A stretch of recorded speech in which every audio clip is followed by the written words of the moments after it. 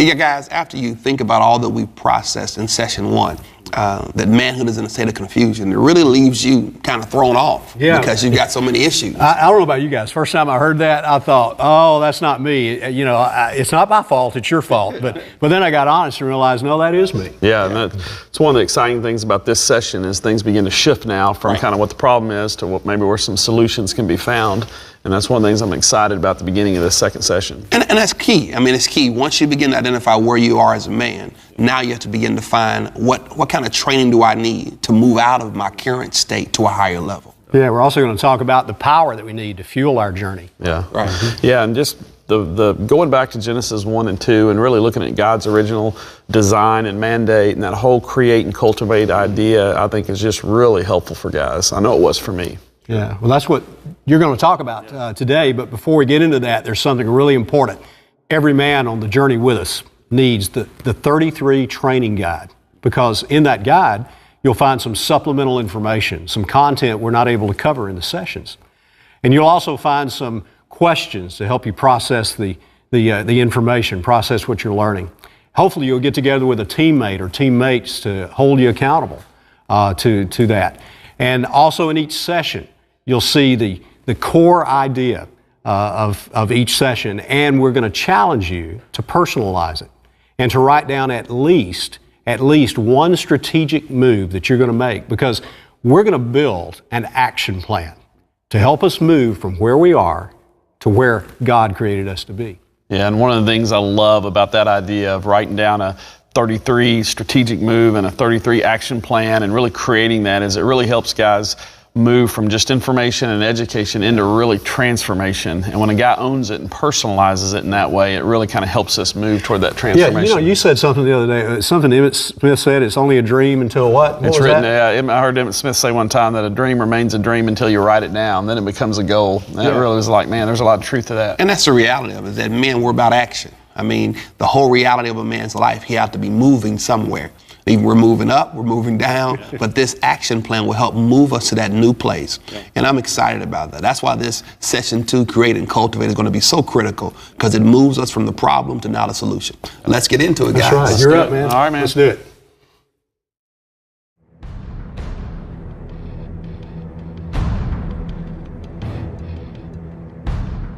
In the last session, we laid the groundwork for our journey toward authentic manhood.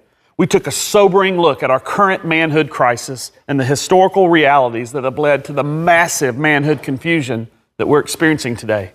Those realities should be a startling wake-up call for all of us. Men were created for a noble purpose. Our Creator has given men a mission here on earth. It's in His original design, His original blueprints for man. It's what God intended when He created man. That's what we want to talk about today. We want to bring clarity to our confusion about manhood. Thankfully, God is not silent on the issue of masculinity. Now, we need to go back, way back to the very beginning, to the book of Genesis. By the way, that's what Genesis means. It's the book of beginnings. I think it's a smart move for us to see how things were meant to be in their original design. In the first 2 chapters, we see a world as it was intended to be. And this is important. We see God model something. In the very first book of the Bible, it says that God looked down into the chaos of nothingness and He did something. He initiated, He acted, He created. The first thing we see God do is model leadership. And He does it through 2 specific actions. First, we see God create. Then we see God cultivate. In Genesis 1, God creates and cultivates, and into existence comes galaxies and the planets and earth and plants and animals and mankind. He spoke them into existence. And then He surrounded His creation with nurturing environments for it to grow and mature. God creates, and then He cultivates what He created. You then move into Genesis 2, and it reminds us of all God created. And it goes into detail about how He cultivated His creation with things like streams that come up and water the surface of the ground. God provided trees that were pleasing to look at, as well as a good source of food. Now, that begs the question, that's good for God, but what does that have to do with me? To answer that, I think it's important for us to see how God created us in the first place. In Genesis 1:27, it says a very profound thing. It says, "So God created man in his own image. In the image of God, he created him. Right there in the first book of the Bible, God clarifies for us that he intended man to be like him. We know what that looks like because God modeled it for us. To be like him means we will be men who lead. And the way we lead is to create and to cultivate. To drive home that point, Genesis 1:28 says another very profound thing. In it, God speaks to man and he says this, "Be fruitful and multiply and fill the earth and subdue it and have dominion over the fish of the sea and the birds of the heavens and over every living thing that moves on the earth." To subdue it means to bring it under control. In other words, God wants man to assume responsibility, to really own it. God has given man a mandate to create and cultivate. It's what God himself modeled. He created man not only to bring things into existence, whether that's a marriage or children, a business, a ministry, but also to develop and nurture, to cultivate whatever it is that he creates. To say this another way, God created men to be social and spiritual leaders. Like God, men are designed to initiate, to create, then to follow through on what they started, to cultivate. So if you create a family, then foster an environment that allows your wife and your children to thrive. If you start a career, then follow through and cultivate your talents. Bring your skill sets to bear in the marketplace. These are the tracks that God has laid for us to travel in our manhood journey. Now, what happens when men ignore this mandate? What happens when men don't lead? When men don't accept this responsibility to create and cultivate? You are guaranteed chaos. For example, think about the disorder and the confusion that occurs in a home when a father abandons his responsibility to raise his kids. Statistically, children growing up in a father-absent home are far more likely to die in infancy, live in poverty, end up in prison, use drugs, be abused, drop out of school. Clearly, the presence or absence of a father has an enormous impact on a child's life. And when men fail to embrace their God-given responsibility, when they fail to fight a noble fight like fatherhood, what follows is chaos and pain for those left in its wake. God did not intend for men to create chaos. God intended for men to create and cultivate, to solve problems, not create problems. Now, you don't have to be a take-charge guy with a type A personality to create and cultivate. Masculinity is not about being a natural-born leader. It's about courage. And any man who's willing to step up and initiate and be courageous can lead in these areas. Unfortunately, the first man, Adam, failed miserably in these areas. He did not show the courage to lead Eve in the midst of her temptation. Adam blew it. In Genesis 3, we see that Satan comes along and tempts Eve with the fruit from the tree that God had told them not to eat. He appeals to her senses. He questions the will that God had given them and suggests that God is somehow holding out on them. In Genesis 3:6, it says that Eve saw that the tree was good for food and that it was a delight to her eyes. She took of its fruit and ate. And she also gave some to her husband who was with her, and he ate. Now, we're going to address this more in the next session, but notice that Adam was right there with his wife. He wasn't somewhere else in the garden. Instead, he was passively standing while his wife was tempted. Adam and Eve chose the fruit over obedience to God. It was pleasing to their senses. Now, this is important. There are two misses that can happen when it comes to experiencing God's best for our life. The first miss is when we decide that true happiness is found outside of God or away from God or around God. We buy into the lie that says ultimate fulfillment in life is found in money or power or sex or recognition. That somehow God must be holding out on me. And if I were to start following God's will, His will for my life, that would be dull and boring. The fruit is pleasing to our senses and becomes a replacement for God who created us. Let's call this miss or this choice the way of the fruit. It's the choice that Adam and Eve made when they chose the fruit their own way over God's will. Genesis 3:7 reveals the second miss to experiencing what God intended for us. You see, once Adam and Eve realized they had sinned, it not only disrupted their relationship with God, but also their relationship with each other. For the first time, they were aware of their nakedness, so they covered themselves with fig leaves. They know that they've messed up, that they've disobeyed God's will and experienced the separation that's caused by sin. Now, instead of turning to God to fix the mess they created, they attempted to cover their sin, cover themselves. Let's call this mess the way of the fig leaves. They tried to fix it themselves. Now, here's how this plays out today. On one hand, those who choose the way of the fruit are the people who follow any path that appeals to their senses. These substitutes seem harmless in the beginning, but they lead to a path that is self-destructive. Some are self-medicating. All of them are self-deceptive because they promise a fulfilling life, but they can't deliver. They always overpromise and underdeliver. They all reject God, His will, His way, His best. On the other hand, those who choose the way of the fig leaves are the people who try to cover themselves with good behavior, try to perform their way into God's favor. They don't know it, but they are also rejecting God's will. They think they can make themselves acceptable to God, but God is perfect and His laws have been violated. Our best behavior, even our best religious self-effort, are no more impressive than mere fig leaves. The author of the Old Testament book, Isaiah, really nailed this truth when he said, all of our righteous deeds are like filthy rags. Both of these choices, the way of the fruit and the way of the fig leaves, cause us to miss the mark of God's intended purpose and His best for our life. God could have taken one look at Adam and Eve and the choices that they had made and said, that's it. I'm done. You're on your own. Good luck with those fig leaves. But He didn't. Watch what He does instead. It's an incredible act of grace. He takes the initiative to care for Adam and Eve, despite their sin. Genesis 3:21 says, and the Lord God made for Adam and for his wife garments of skin, and He clothed them. The grace that God offered Adam and Eve in that moment is a preview of the grace that He would offer to us thousands of years later through the sacrifice of His Son, Jesus Christ. Now let me stop right here and say something to those of you who may have gotten a distorted picture of Jesus from your past or maybe from some religious experience.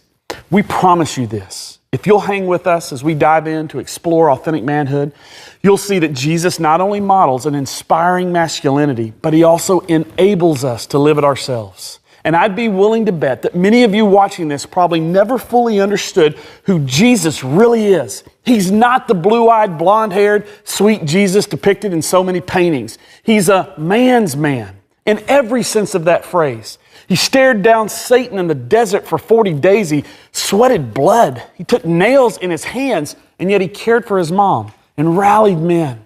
And His leadership and ultimately His murder and defeat of death sparked a movement that changed mankind more than any other life or movement in the history of the world. Just like Adam and Eve, we are all sinners. That doesn't mean that you and I are necessarily as bad as we could possibly be. Compared to some people, we might actually look pretty good. But God doesn't compare one man with another man. He compares all of mankind to Himself, and we all come up woefully short. Like Adam, we have all, in one way or another, chosen our own selfish desires over His, and therefore destroyed our relationship with Him. The bad news is our sin and our self-righteousness is an offense to a perfect and holy God. But here's the good news. Just as God showed grace to Adam and Eve, He's also offered grace to us. Romans 5:8 says, God shows His love for us that while we're yet still sinners, Christ Jesus died for us. If we place our trust in Jesus, we can receive His forgiveness and His righteousness. Romans 3:22 says that righteousness from God comes through faith in Jesus Christ to all who believe. 1 Timothy 2:5 makes it clear that because of our sin, Jesus is our only hope for righteousness. It says there is one mediator between God and man, the man Christ Jesus. So God has offered a provision for our sin.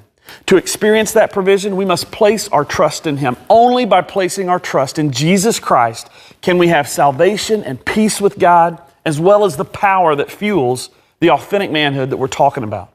I think the best question to ask right now is, what are you trusting in?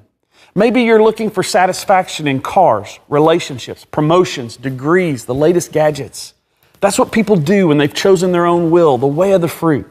Maybe you're trying to impress God and others with your religious accomplishment, which is the way of the fig leaves. But how do you know if you've been religious enough or good enough? All that religion and all those good deeds can start to feel a little thin when you think about standing before a perfect and holy God, like you're wearing nothing but a fig leaf. You simply cannot find salvation and peace with God, much less pursue authentic manhood apart from a relationship with Jesus Christ. He's not only our model, He's our Savior. If you're not confident that you have a personal relationship with Jesus Christ, we want to encourage you to check out the video on our website. It'll tell you more about that and guide you through this important process. It's the most important decision you could possibly make, and you can never hope to pursue authentic manhood apart from it. Now, we've been discussing how Adam and Eve missed God's best for their lives and how every human being, man or woman, will either run from God or accept God's provision in Jesus. What we want to do now is look at how we as men can miss and pervert God's intention for our masculinity. As you'll see, the same misses of Adam and Eve, fruit and fig leaves, show up in the misses of manhood. For example, men who choose the way of the fruit become childish consumers. Unfortunately, due to silent and absent fathers, silent pulpits, silent mentors, most men today have their perspective of manhood shaped and defined by modern media. Marketing and advertising agencies have declared that being a man is defined not by what you produce, but by what you consume. They get paid to sell illusions of masculinity to men. Marketers encourage men to be lazy consumers. They advertise cars and clothes and body sprays and other products with an underlying message that these are the things that define your manhood. So you buy into those things in order to declare yourself a man. And men respond by trying to find their total fulfillment through temporary possessions and cheap thrills. We call these guys boys because they act like children in their pursuits, children in their definition of success, children who only think about satisfying themselves and what makes sense to them. These are guys who turn exclusively to fun and vanity and things, hoping to find relief, joy, happiness, escape, and purpose. Take a look at this scene, a lighthearted take on what's a big issue for many men.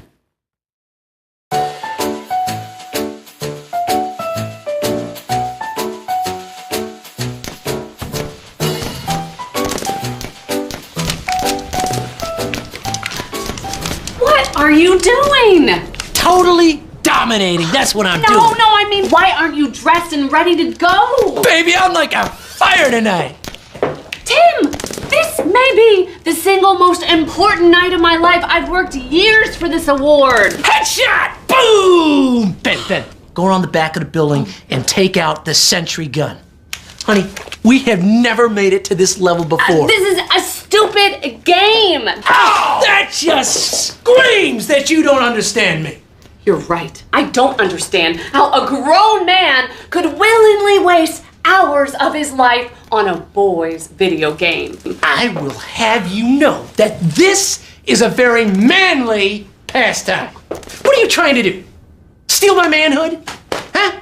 Wait. Are you trying to neuter me? Is that what this is? Some kind of a secret ploy to dominate this home? Well, I won't stand for it. Yeah, it's a ploy to make you less of a man. But this is how I express my individuality. Oh yeah, with the game that sold millions of copies? How many people do you know with the gamer tag T-Rot T-Dog? Fortunately, I don't know morons. And to think, I was going to give you sex tonight. Oh, that's it. I'm leaving. You play your meaningless, stupid video game until your heart's content. I'm going. I'm doing this alone. Hey! If you come back with a better attitude, I may reconsider the sex thing. Hey, Ben, I'm back. Oh, man! You just got me killed!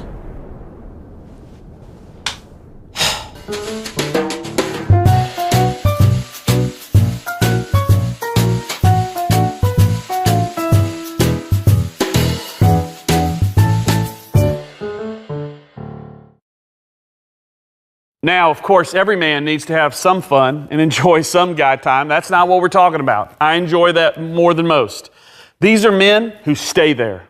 You see it in excessive hobbies, such as being totally obsessed with hunting or golf or dominating some softball league. These are the guys who'll camp out all night to buy a video game and then play it for 40 straight hours until they beat it. They're almost exclusively focused on what they can get and on pleasing their desires with whatever is available, whether it's porn, food, gadgets, movies, sports, childish consumers. God did not create men to merely be consumers. Boys consume and take. God designed men to create, to add value, to give, to produce. Jesus lived this. In 1 Corinthians 15:45, the Apostle Paul describes Jesus as a life-giving spirit. I love that description of Jesus. Wherever he went, Jesus infused life into people. He modeled authentic manhood by living his life to bless others, to encourage others, to build them up, and to give his life for their benefit. His authentic manhood was famous for a life-giving energy and an others-centered focus. Authentic men followed Jesus' lead by living with the purpose of blessing and encouraging others. They believed they were put on this earth to do more than just eat, sleep, make money, play, retire, and die. Now, we also see some men miss the mark by settling in with the religious or the fig leaf crowd. This is an equally bad miss when it comes to God's intended purpose for masculinity. We call these guys cowards and critics. Let's take a lighthearted look at an example of a coward and a critic.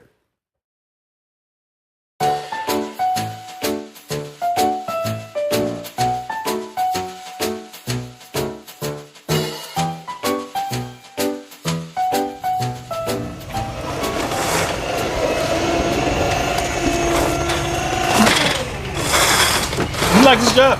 It keeps the light on. I hate it. Maybe it's a company that bothers me. Maybe it's just work in general. You know how many mistakes I see management making around here every single day? A ton. Like what? Like holding me down, that's what. That's some strong leadership around here. Maybe they threatened by you. Yeah, exactly. You see it too, right? Management holding me down. I tell you, if I was running this company, there'd be a lot of changes around here. Rule number one, bring the awesomeness. Why don't you try implementing some of these changes? No, I'm a visionary by nature.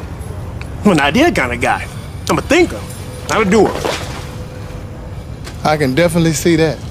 It's like when I tell my ex-boss when I would knock off early, I tell him, pay me for my expertise, not my time. Keyword, ex-boss. Yeah, that guy didn't get it either. You ever thought about leaving and starting your own business? Yeah, I thought about it. You have my support. I don't want to just tie myself down to just one idea, you know. Yeah, you want to avoid that type of solid decision making. Oh, no doubt. You want a donut? The truth is, money's not that important to me. I mean, I'm comfortable, and it looks like my living expenses will be going down soon anyways. Oh yeah? You downsizing? Kind of. I keep telling my girlfriend, I say, you can pay half the bills, then I marry you. What a lucky gal. Well, I can't stand to sit here and watch you do such a mediocre job. Remember, bring the awesomeness. Remember that.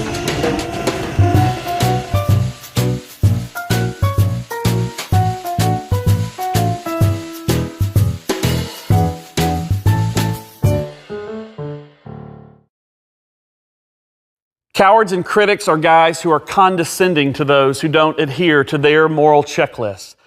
They define themselves often by what they don't do. They take pride in the fact that they don't get drunk, don't do drugs, or watch questionable movies. These are the kinds of guys who have destroyed the credibility of many churches, because underneath, many of them are really cowards and critics.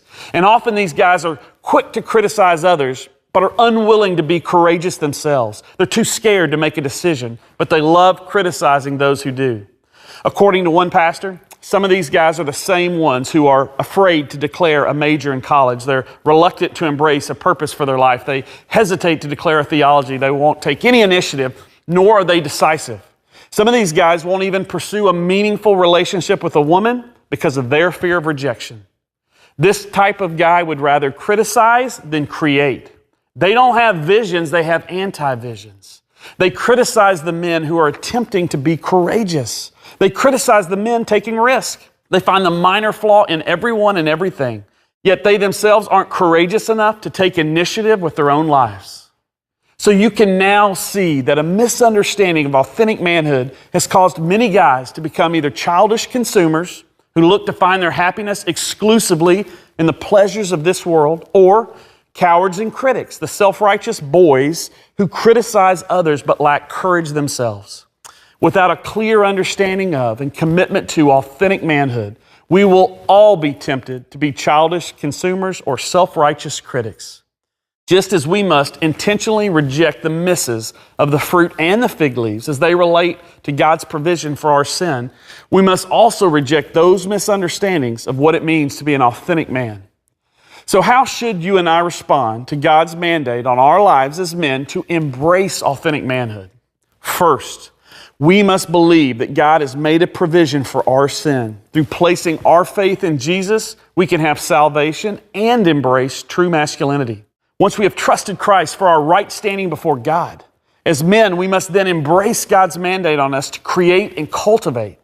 And we should feel the burden of this mandate most in our relationship with God, in our professional vocation, and in our relationship with our wife and family.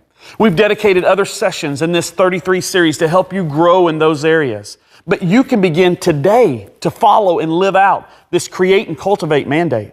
Instead of just going through the motions at work, you can breathe life into your work by making strategic adjustments where you are, or you can find the courage maybe to make a bold move or take a big risk. That'll put you way more in sync with the way that God's wired you. In your marriage, you can initiate dates with your wife and cultivate your relationship. You can be creative and give her something to anticipate. You can provide spiritual direction to your children, intentionally pouring into them and leading by example. To do that, you'll need to cultivate your own relationship with God and dig a little deeper so your family doesn't just see a good guy who works hard and provides. They get to experience a growing and powerful, authentic man who's passionate about following God's will to lead. Next session, we're going to look more closely at how Jesus embraced this mandate. We are going to discover the specific actions He took in His manhood journey and talk about what that looks like for us today. This session was the big picture of God's original design for your life as a man to create and cultivate. Next session, you and I will receive a clear, compelling, biblical definition of what it means to be a man. We'll see you next session. In the South, college football is a sacred tradition. John Croyle experienced that tradition firsthand as an All-American defensive end at the University of Alabama, a key performer on legendary Coach Bear Bryant's 1973 national championship team. In high school, I made All-American in football and basketball. And Coach Bryant and other coaches would come to the house and we'd visit and talk and everything, but I had no idea where I wanted to go. But I remember meeting him when I was 15. And he just had this gift of finding already motivated people and steering them the way he wanted them to go. John had the talent and opportunity to play professionally, but an off-the-field experience permanently changed the course of his life. I was 19 years old and I was playing at Alabama, and it was the summer, and I was working at this camp in Mississippi. And I was just an old counselor in one of the cabins. And I met a little boy from the streets of Orange whose mother was a prostitute, and he was the banker and the timekeeper for his mom. He would literally knock on the door and say, "Mama, I got the money, here's a receipt." And the man would go and be with his mom. And I told that little boy how he could become a Christian. He came back the following year and told me word for word what I'd shared with him the summer before. I realized I'd been given a gift. Not sure what to do next, John visited with his coach to discuss the future. I wanted to go play with the best in the world. And I went to see Coach Bryant, and I said, "Coach Bryant, I want to get the money from pro football, and I want to start this home for kids." I had been telling him about this ranch from the time I was 19 years old. And he just looked at me, and typical of him, he said, "Don't play pro ball unless you're willing to marry it. Go build that ranch you've been talking about." That's it. I walked out and never looked back. So John exchanged one dream for a new one, the Big Oak Ranch. Since 1974, John and his wife T have cultivated a loving, nurturing environment for children needing a chance. We have eight houses that have kids in them, living in them right now, and there's a couple in each house. We call them house parents, mom and pop. Here's our high school boys in junior high and high school. We brag on them on Friday nights, and we got JV games on Tuesday nights, and I better be there. And they'll literally come get water, and they'll take the thing and they'll squirt water. And I see them look in the stands, and they'll give me the little heads up because they know I'm there. I gotta be. That's what dads do.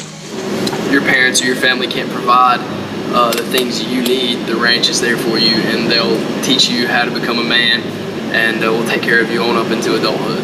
Every child that's ever lived here with us, including the 5-year-old last week, to the very first one, they've all heard the same 4 promises. I love you. I will never lie to you. I'll stick with you till you're grown. And there's boundaries, don't cross them. As parents, as fathers, if we give our children emotional support, truth, security, and discipline, you'll raise a thoroughbred every time. Big Oak Ranch sits on 143 breathtaking acres, a haven for animals, games, and fishing. A child's utopia.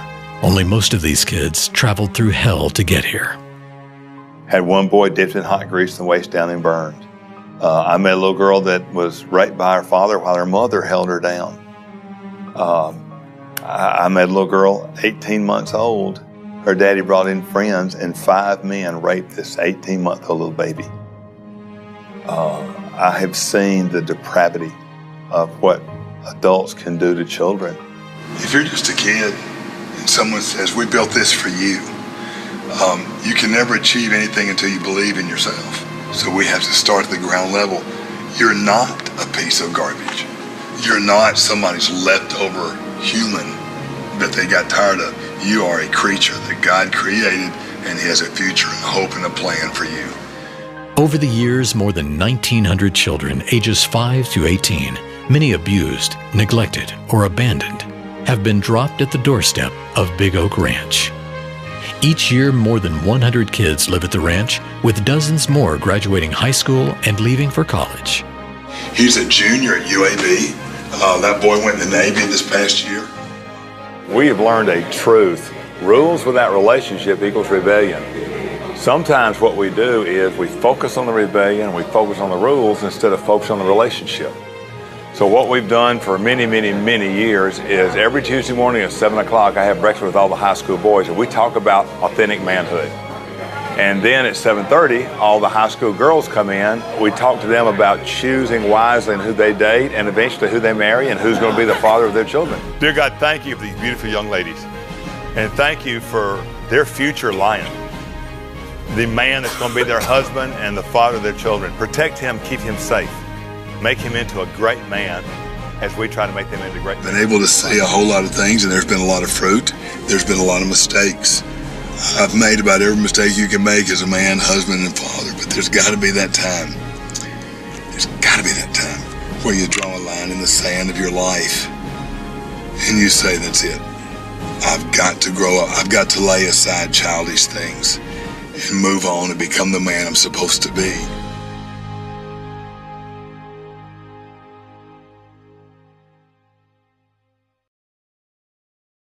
How exciting to know that God has given you a design to create and cultivate. That's why you're here. That's at the heart of this lesson. That's the heart of every man.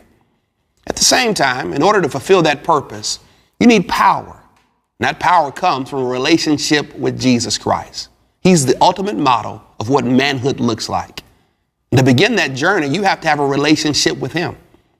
And our prayer is that you would find someone to talk to about this, whether it's a friend, whether it's a small group leader, whether it's a pastor, wherever it may be in your life, talk to someone and share with them your desire to move forward in a relationship with Jesus Christ. Again, it's been a great day, and we hope you've enjoyed session 2. Next session, we will move further into the issue of a definition for what a man is. See you next session.